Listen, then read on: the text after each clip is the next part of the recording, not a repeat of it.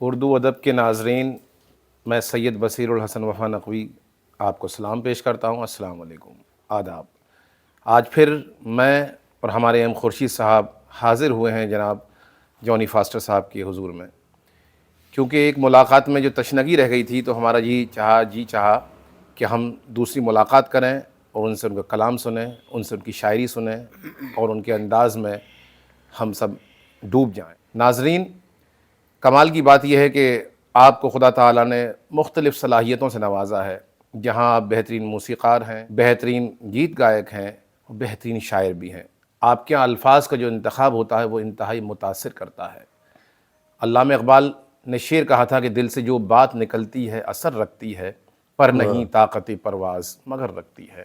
تو ہمارے جونی فاسٹر صاحب کا ہر انداز دلکش ہے، دل فریب ہے، دل میں اترتا ہے، کیونکہ آپ انتہائی منکسر المزاج ہیں۔ آپ کے اندر خاص بات یہ ہے کہ انتہائی انکساری کے ساتھ، محبت کے ساتھ اپنے مہمانان کا ویلکم کرتے ہیں، اور اردو ادب ہو یا کوئی بھی لٹریچر ہو، آپ نے اپنی شخصیت کا حصہ بنا لیا ہے۔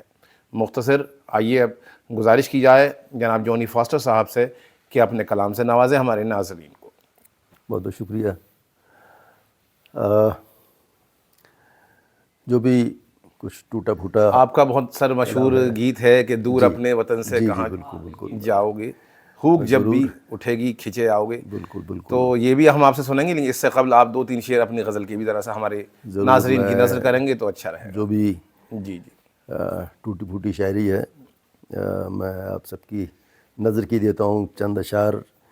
مطلب یہ ہے کہ میری جانب سے حاکم کو واہ کبھی جا کے بتا دینا، واہ، میری جانب سے حاکم کو کبھی جا کے بتا دینا، واہ، زباں بندی کا مطلب ہے بغاوت کو ہوا دینا۔ کیا واہ واہ، میری جانب سے حاکم کو کبھی کبھی جا کے بتا دینا، واہ زباں بندی کا مطلب ہے واہ، بغاوت کو ہوا دینا، کیا کہنے، اور سکون سے پرورش کر لوں واہ، میں اپنے بال بچوں کی، ہاں ہاں ہاں ہاں، سکون سے پرورش کر لوں واہ، میں اپنے بال بچوں کی، واہ، میرے حصے جو جائز ہو بس اتنا ہی نفع دینا، کیا کہنے، میری کیا جانب کہنے، سے حاکم کو۔ واہ، مطلب شعر اور دیکھ لیجیے گا کہ عرض کیا ہے کہ ٹوٹی چھت ہو یا دیوار، ہاں ہاں ہاں، کیا مصرع ہے، ٹوٹی چھت ہو یا دیوار، یا دیوار، واہ، گھر تو آخر گھر ہے یار، بے شک، واہ واہ واہ، ٹوٹی چھت ہو یا دیوار، واہ،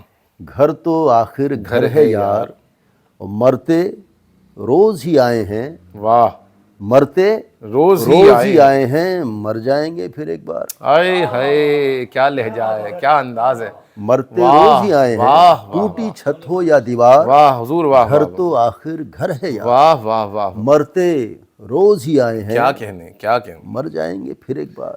ہاں ہاں ہاں، مطلب اور ایک دو شعر اور دیکھ لیجیے گا اس کے بعد، جس کا ذکر آپ نے کیا دور اپنے وطن سے۔ جی، مطلب یہ ہوا ہے کہ صاحب کبھی جھوٹا ہاں ہاں ہاں، کبھی سچا کبھی بدکار نکلے ہیں، ہاں ہاں ہاں ہاں، کبھی جھوٹا کبھی سچا کبھی بدکار نکلے ہے، یہاں ہر شخص کا الجھا ہوا کردار نکلے ہے، بہت اچھا ہے، بہت اچھا، یہاں ہر شخص کا الجھا ہوا کردار نکلے ہے، اور کھلی آنکھوں سے دیکھا ہے واہ خدارا ایک عجب منظر، واہ، کھلی آنکھوں سے دیکھا ہے خدارا ایک عجب منظر، واہ میرے دشمن کی بستی سے پرانا یار نکلے ہیں، واہ واہ، ارے واہ، میرے دشمن کی بستی سے کیا کہنے، پرانا یار نکلے ہیں۔ ہاں ہاں ہاں ہاں، واہ، اور شعر دیکھیے گا کہ واہ، اثر ڈالا ہے موسم پہ اثر ڈالا ہے موسم پہ، ہماری خیمہ بندی نے، بہت اچھا ہے، بہت اچھا، اثر ڈالا ہے موسم پہ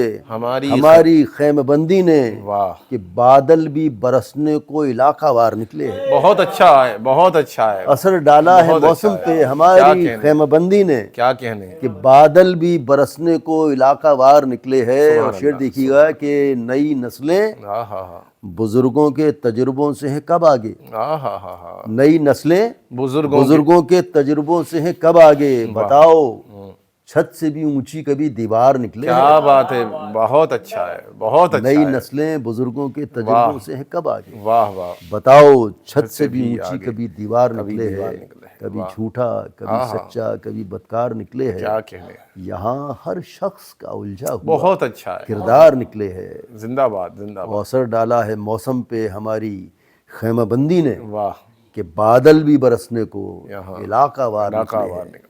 اس کا ایک آدھ بند دیکھ لیجئے گا کہ دور اپنے وطن سے تمام دنیا میں جو ہمارے وطن کے لوگ ہیں جی ان کو نظر کرتے ہوئے یہ گیت، اس میں گنگا جمنی خوشبو ہے. ارشاد عالی. دور اپنے وطن سے ہاں ہاں ہاں. کہاں جاؤ گے، ہائے ہائے ہائے ہائے. دور اپنے وطن سے کہاں جاؤ گے، ہوک جب بھی اٹھے گی کھچے آؤ گے. کیا کہنے.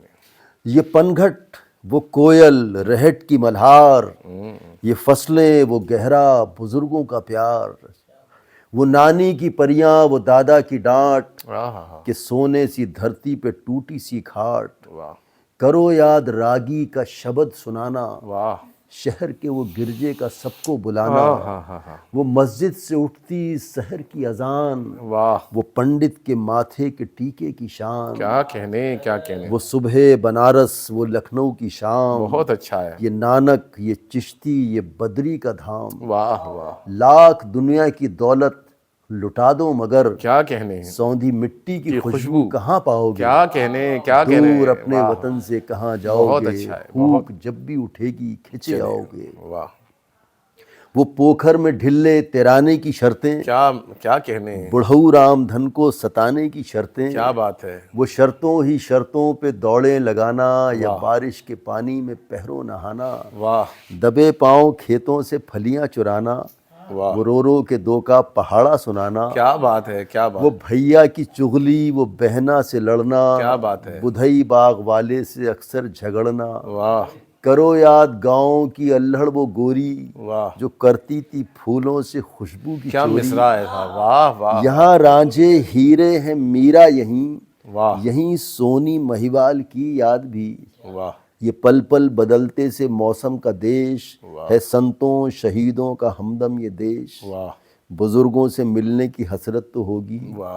دعاؤں کی ان کی ضرورت تو ہوگی. کیا بات ہے. کیوں آتا نہیں پھر وطن لوٹ کے، زمانے کے بندھن سبھی توڑ کے. کیا بات ہے. بہت ہو چکا اب کمانا دھمانا، ہائے ہائے ہائے. بچی عمر آ کے یہیں پہ بتانا. واہ. ہمیں ہے تمہاری ضرورت فقط، واہ. وہ دولت بھلے تم وہیں چھوڑ آنا. واہ. کہاں ہو صدا دو چمن ڈھونڈتا ہے، واہ. تمہیں گھر کا سونا صحن ڈھونڈتا ہے. پپیہے یہ پربت یہ جھرنے وہ بھنگڑے، واہ. غرض یہ کہ سارا وطن ڈھونڈتا ہے. واہ. آج آؤ نہ آؤ مگر جان لو، ایک دن تم پلٹ کے یہیں آؤ گے. واہ. دور اپنے وطن سے کہاں جاؤ گے، واہ واہ. ہوک جب بھی اٹھے گی کھچے آؤ گے. کھچے آؤ. ہوک جب بھی اٹھے گی کھچے آؤ. بہت شکریہ بہت شکریہ بہت شکریہ. اردو ادب یوٹیوب چینل کے ناظرین بہت فخر کر رہے ہیں کہ آج ہم جونی فاسٹر صاحب کو سننے ہیں. آپ نے ابھی جو یہ گیت سنایا ہے یہ بہت خوبصورت گیت، اور ایک آپ نے گاؤں کی یاد دلا دی. اس گیت سے جڑا ہوا آپ کا کون سا ایسا واقعہ ہے جو کبھی آپ اس کو بھلا نہیں سکتے؟ یہ گیت چونکہ جڑوں سے جڑا ہوا گیت ہے، ملک سے جڑا ہوا گیت ہے، اس میں بہت سارے ذکر میرے ذہن میں کوندھتے ہیں جہاں جہاں میں نے اس کو سنایا، مشاعروں کے حوالے سے بھی، کانسرٹ کے حوالے سے بھی. ایک ذکر مجھے بڑا یاد رہتا ہے، بڑا میرے دل کو چھوتا ہے. میں کلکتے گیا ہوا تھا اور ایک جلسہ تھا، تو وہاں ایک فنکشن میں نے اس گیت کو سنایا، اور اگلے دن میرے ہوٹل کے روم میں جو اخبار دینے آتے تھے 2-3، تو انہوں نے نوک کیا اور کہنے صاحب میں یہاں اخبار تقسیم کرتا ہوں اور 2 منٹ آپ سے گفتگو کرنی، بات چیت کرنی ہے، اور آپ اپنے روم سے نکل کے اگر میرے سامنے میری سائیکل کھڑی ہے، آپ وہاں تک اگر تشریف لے آئیں ہم وہیں بات کریں گے. تو میں یہ سوچ کے کہ شاید ان کے کچھ اخبار یا کچھ رسالے بکے نہیں ہیں تو یہ کچھ خریدنا چاہتے ہیں، میں کچھ جیب میں پیسے ڈال کے اور ان کی سائیکل تک آ گیا،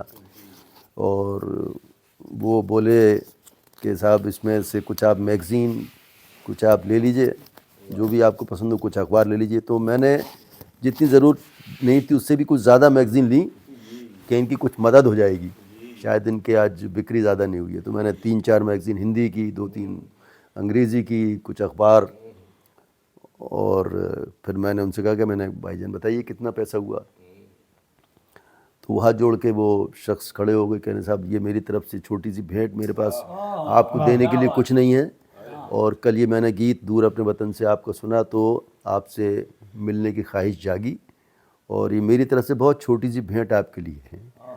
تو یہ میگزین اور اخبار آپ اپنے شہر واپس لے جائیں، اور آپ جب پڑھیں گے تو آپ مجھے یاد کریں گے، میرے پاس آپ کو دینے کے لیے کچھ نہیں ہے، اور میں چاہوں گا کہ یہ گیت مجھے آپ دے دیں۔